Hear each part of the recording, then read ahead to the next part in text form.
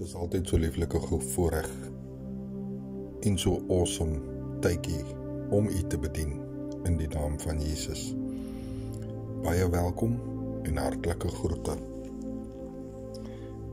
Die hoë roeping van God is die opskrif van my boodskap vanoggend.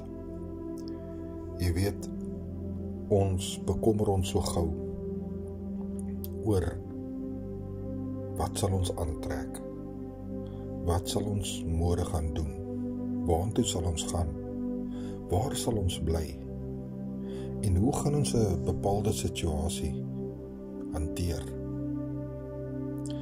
Maar weet jy, Paulus skryf in 1 Petrus 2:21 sê hy dat ons moet in hierdie weg, in hierdie omstandighede, in hierdie situasie, moet ons Jesus navolg. Ons moenie ons oë daarvan afneem nie. Ons moet dit navolg, want hy is die voetstappe waarin ons moet volg. Elke dag het genoeg van sy eie probleme. En deur om elke dag ons te bekommer oor hoe sal ons hierdie bepaalde situasie hanteer, waar gaan ons sekere goede kry wat ons benodig, of ons bekommer ons al vooruit vir die dag van môre. En die woord sê die dag van môre moet jy nie oor bekommer nie, want hy het genoeg van sy eie probleme. Maar hierdie hoë roeping van God in sy seun Jesus Christus.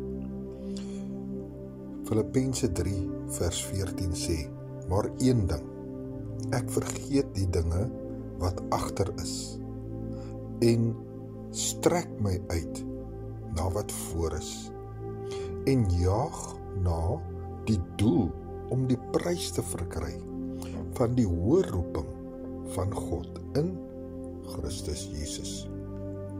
Weet jy, God wil nie jou omstandighede verander nie, maar God wil jou verander. Daarom het hy sy seun Jesus Christus gestuur om aan die kruis te ly vir jou. En soms voel dit dat jy ly elke dag. Elke dag word jy gedood. Maar weet jy wat?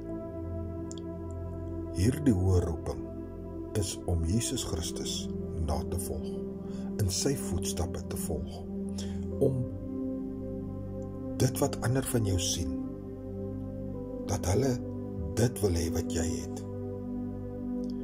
En dit kom deur om Jesus Christus aan te neem, waarlik aan te neem, en in sy wil vir jou lewe te wandel. En dan gaan jy jou minder stres en bekommer oor die dinge van die wêreld, die dinge wat jy nodig het. En jy gaan die vrede van God ervaar, om elke dag te loop soos hy wil hê jy moet loop, en optree soos hy wil hê jy moet optree. Ek is Pastor Gary, ek laat hierdie staak by u vanoggend. Mag die Here u seën. Brood en water, 5 minute woord, seëngroete en bediening, en weet net, Jesus is baie lief vir jou. Amen.